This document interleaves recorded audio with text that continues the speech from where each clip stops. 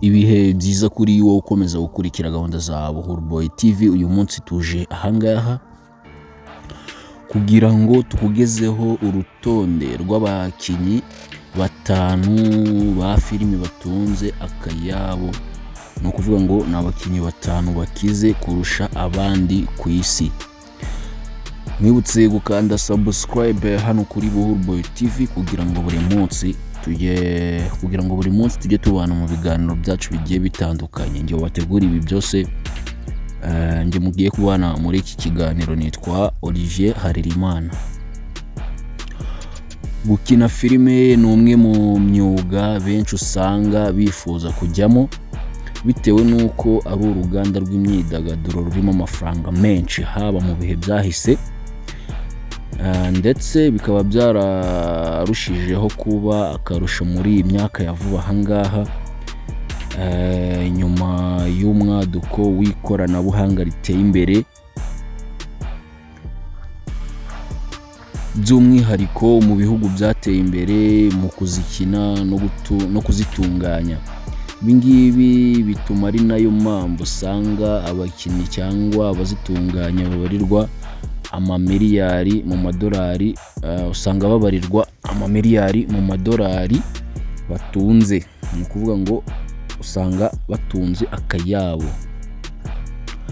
Urutonde rw'abakinnyi batanu ba filime batunze amafaranga menshi kurusha abandi twabateguriye kuri uyu munsi, rwiganjemo abanyamerika bo muri Hollywood. Akangaka ni agace gafatwa nk'umurwa w'isezerano ku bakinnyi bose ba filime aho bava bakagera. Ni ukuvuga ngo haba ku banyamerika ubwabo ndetse no hanze ya Amerika. Ni ukuvuga ngo umukinnyi wose aho yaba aherereye hose ku isi aba yifuza kuzajya gukinira muri Hollywood. Uyu munsi rero muri uyu mwaka wa 2026 hari urutonde rwasohotse rw'abakinnyi batanu bafite amafaranga menshi kurusha abandi. Ku mwanya wa mbere turahasanga umukinnyi bita Tyler Perry. Cyongereza kiragoye. Tyler Perry. Tyler Perry niwe uyoboye abakinnyi ba filime batunze amafaranga menshi ku isi. Tyler Perry ubu ngubu afite imyaka 56. Ni umukinnyi wa filime w'umunyamerika. Uyu nguyu akaba n'umwanditsi wazo. Uyu nguyu niwe wanditse, ayobora kandi ndetse ashora muri filime y'uruhererekane yiswe The Oval. Ni season nziza cyane yaje gusobanurwa na Rocky. Iyi filime Rocky yarayikoze, ndabizi neza nta muntu ukunda gasobanuye waba utari wareba iyi filime. N'abatari bayireba mujye kuyireba, ni filime nziza cyane. Iyi ngiyi ni filime ivuga ku mateka ya perezida wa Leta Zunze Ubumwe za Amerika, Hunter Franklin, ndetse na madamu we bita Victoria Franklin. Ahangaha umugabo aba ari umuzungu naho umugore ari umwirabura. Baba bashaka kwerekana ko adakwiriye ivangura rishingiye ku ruhu.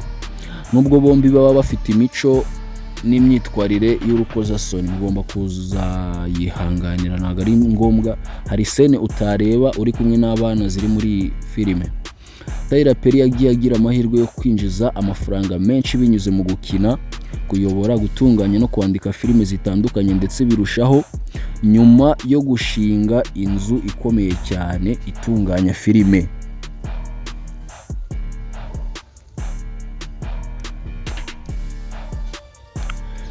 Iyo nzu itunganya filime yashinzwe na Tyler Perry iherereye muri Atlanta, ndetse bikaba byarashimangiye umwanya we nk'umunyamerika ukomeye muri Hollywood.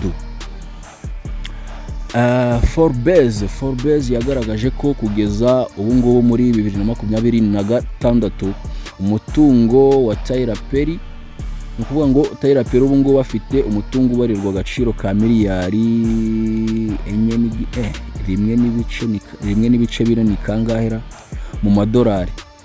Abazi imibare baturebere. Tyler Perry kandi aya mafaranga akaba anayavana no mu bindi bikorwa by'ubucuruzi no mu myidagaduro, kumva ntabwo yavana muri filime gusa. Ku mwanya wa kabiri turasanga undi munyamerika bita Jerry Seinfeld. Jerry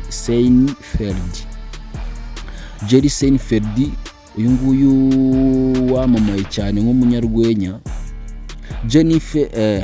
Ubu ngubu afite imyaka 72. Uyu nguyu ni umunyamerika w'umunyarwenya wamamaye cyane, akaba umwanditsi, umukinnyi wa filime ndetse ni n'umwe mu bazitunganya. Uyu nguyu azwi muri filime yamamaye cyane, yaje kwitirira izina rye dore ko yayise Seinfeld. Uyu mugabo kandi agatubutse atunze gaturuka ku masezerano y'igihe kirekire yagiye agirana n'ibigo bigiye bitandukanye kandi bikomeye, ibitaramo by'urwenya yagiye ategura ndetse no mu yindi mishinga y'ubucuruzi igiye itandukanye, harimo n'ubufatanye yagiranye na Netflix, ikigo gikomeye cyane, urubuga rukomeye cyane Netflix, binyuze mu kiganiro cye yise Comedian in Car Getting Coffee. Umutungo uyu mugabo afite kugeza ubu ngubu barirwa agaciro ka miliyari 1 mu madolari ya Amerika, ya Leta Zunze Ubumwe za Amerika. Ku mwanya wa gatatu turasanga undi munyamerika bamwita Dwayne Johnson cyangwa se The Rock, ushaka bamwita The Rock.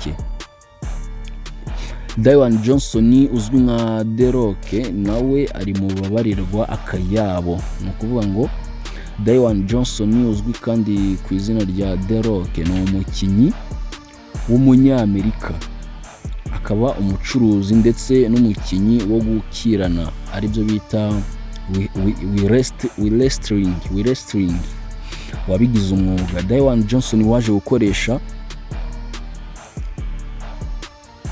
igikundiro ndetse n'igihagararo afite mu gukina mu mukino wo gukirana akerekeza no muri sinema. Ibi ngibi byatumye akundwa no muri filime zitandukanye twavuga zikomeye ndetse zamamaye, harimo nka filime baje kwita Fast and Furious cyangwa se Fast and Furious, wabisoma uko ushaka bitewe n'uko wize, ndetse n'indi filime bita Jumanji murayizi neza, ni filime irenze cyane gaheza yarayisobanuye.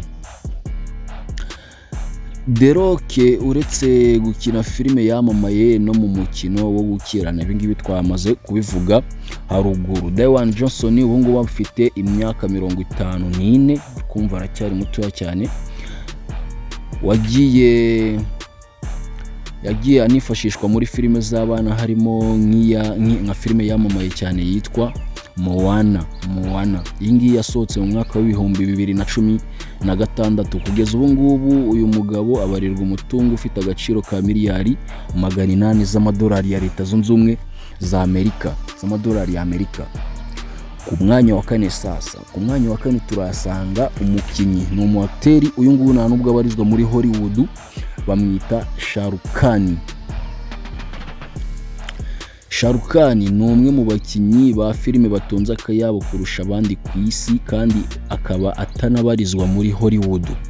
Shah Rukh Khan uyu nguyu ni umugabo wamamaye muri sinema yo mu gihugu cy'Ubuhinde, aribyo bita Bollywood na Hollywood biratandukanye. Uyu nguyu akaba kandi umukinnyi wa filime umeneye muri uru rutonde, akaba atanabarizwa muri Hollywood. Ibi ngibi twari tumaze kubivugaho. Ni ukuvuga ngo biba bitangaje kubona umukinnyi wa filime uhembwa amafaranga menshi atabarizwa muri Hollywood,